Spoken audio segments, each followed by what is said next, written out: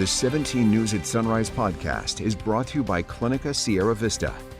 Welcome back to the 17 News at Sunrise podcast, where we share your news on your schedule. Working in the spirit of the Golden Empire, this is 17 News at Sunrise.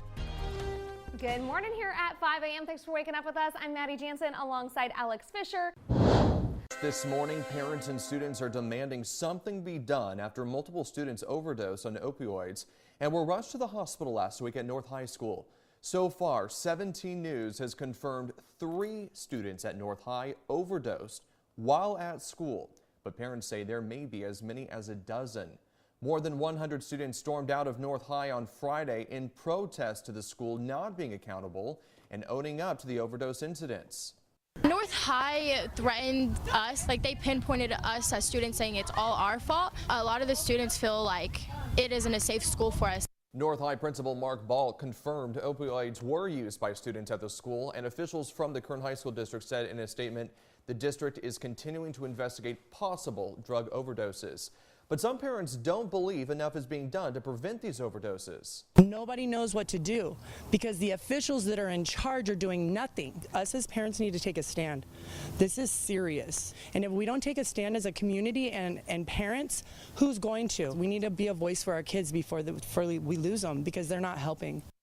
The school plans to hold a meeting for parents tomorrow at O'Neill Hall from 6 to 7 p.m. The focus of that meeting will be to help community members recognize the dangers of drug abuse, including fentanyl. Principal Balk is encouraging every parent to attend. We also have Dr. Namisha Amin coming in later this morning here on 17 News at Sunrise to talk about fentanyl and opioid overdoses with kids. Dozens of dogs have been transferred from Bakersfield animal shelters because, as they say, the city has, quote, a husky problem. The husky migration happened Saturday, where over 20 huskies and 50 dogs in total were sent north of California for a chance at a better life. The mass movement isn't something new for the dogs either. We do a transport every weekend. On average, we're moving about 300 dogs a month out of state. It's pretty much like the best start for them. They have a new life, new family, new area. The Bakersfield Animal Care Center urges pet owners to keep up with their vaccinations, neuterings, and spayings. They say they don't expect to stop these missions with their constant influx of dogs, including huskies. A person is in the hospital this morning after being hit by a car in central Bakersfield. It happened just after 7 o'clock last night. Our photojournalist, who was on scene shortly after, says the person hit did not appear to be in the crosswalk. Police say the driver stayed at the scene, and it is still unknown if alcohol or drugs were factors in this crash. This week, a Bakersfield restaurant will honor the memory of a beloved local man and help his family out in the aftermath of his death. 45-year-old Bly Dion Brown crashed with an SUV at the intersection of Stockdale Highway and Gosford Road earlier this month.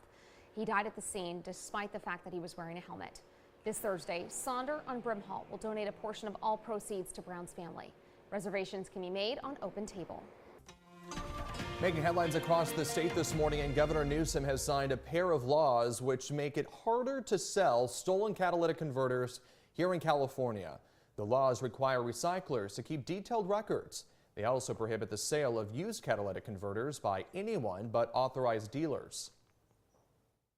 We're going to get to the root cause, at least one of the root causes of this crime, and that's those brokers and those middlemen who pay top dollar for stolen parts. It will now be illegal in California to buy catalytic converters from anyone other than licensed auto dismantlers or dealers.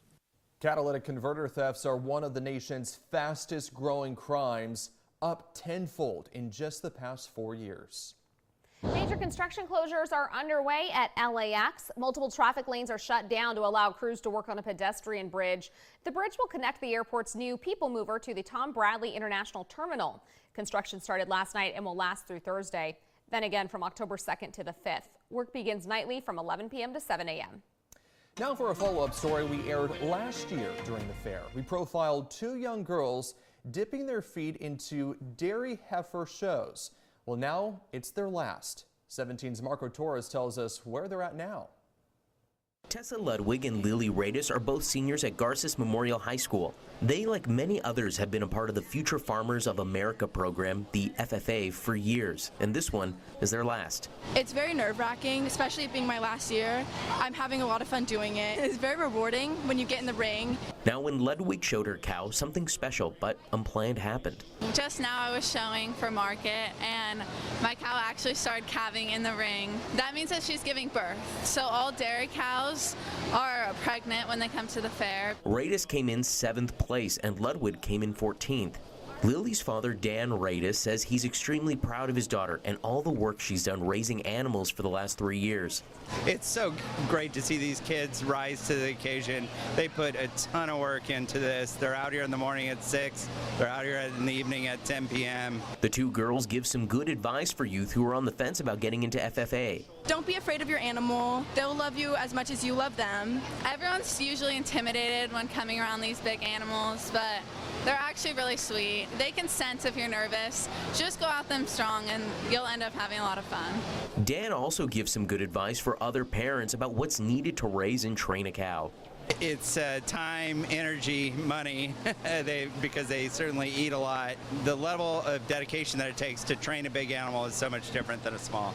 The shows at the fair are all meant as a way to sell off the animals they raised and trained for the last 5 months. Our community gives so much to these kids, and they do make a profit. They do turn a profit at the end of the day, and our dairy industry has been great at supporting them. The kids usually use the money they make to invest in another animal for next year's show or for college if it's their senior year. Welcome back here at 5:45. We're learning more about what to expect from the January 6th public hearing set for Wednesday. It's the first hearing in more than 2 months and comes after a surprising claim about a phone call between someone at the White House that day and a rioter. NBC's Bree Jackson's in Washington with the story. A bombshell claim connecting the Trump White House and a rioter on Capitol grounds during the January 6th insurrection. When you see that the White House switchboard had connected to a rioter's phone while it's happening, that's a pretty big aha moment. Former GOP Congressman Denver Riggleman revealing details about the call in a 60 Minutes interview. He once served on the January 6th committee's staff. NBC News reached out to Riggleman for comment. January 6th committee members confirm the call did happen. We are aware of it, and we're aware of lots of contacts between people in the White House and different people that were involved, obviously, in the coup attempt. The panel holds what could be its final public hearing Wednesday. They say former President Donald Trump and his allies spread false claims about election fraud, inciting the mob that stormed the Capitol. It will be the usual mix of information in the public domain and new information woven together to tell the story about one key thematic element of Donald Trump's effort to overturn the election. Former President Trump slammed the committee's work as an effort to distract voters ahead of midterm elections. But the radical Democrats don't care about prosecuting violent criminals. They only care about persecuting Republicans or conservatives. January 6 committee members say possible criminal referrals could come from their investigation. They plan to release a final report on their findings. No word on whether that will come before voters cast their ballots this November. January 6 committee chairman Benny Thompson says he does expect Wednesday's hearing to be the last, but committee members say if more information emerges, more hearings could come. In Washington, I'm Bree Jackson for NBC News. Your time now is 5:48, and NASA plans to smash a spacecraft into an asteroid today, more than 6.5 million miles away. The spacecraft is called DART, which stands for Double Asteroid Redirection Test. It launched back in November from Vandenberg Space Force Base, and the goal is to test whether it's possible to knock an asteroid off course if one were to threaten Earth. Scientists say the asteroid is not a danger to Earth, just a good practice target. NBC's Tom Costello has more. The DART mission on the way for humanity's first ever planetary defense test mission. It's a first of its kind Save the Planet experiment. Max Q. NASA about to slam a spacecraft into a small harmless asteroid millions of miles away. The mission to determine if NASA can deflect an asteroid should one end up on a collision course with Earth. It's like a real-life version of the film Armageddon. Not a soul on Earth can hide from it. The mission began last November when the spacecraft named DART launched into space atop a Falcon 9 rocket. Its target, an asteroid named Dimorphos, some 7 million miles from Earth. If all goes to plan, DART will slam into it head-on at 7:14 p.m. Eastern Time Monday night at 14,000 miles per hour. The impact should be just enough to nudge the asteroid into a slightly tighter orbit around a nearby larger asteroid, throwing it off its course. Conventional wisdom in planetary defense is that you just want to move it as one piece rather than blow it to pieces.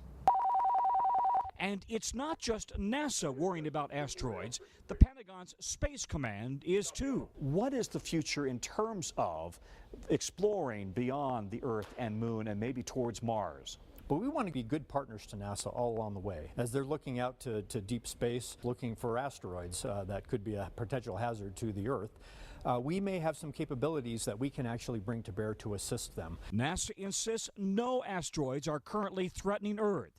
But unlike the movie Don't Look Up, there's a comet headed directly towards Earth. NASA wants to be prepared if one comes our way. Tom Costello, NBC News, Washington. The 17 News at Sunrise podcast is a production of KGET and Nexstar Media Group. For more on all of the headlines in today's show, head to kget.com.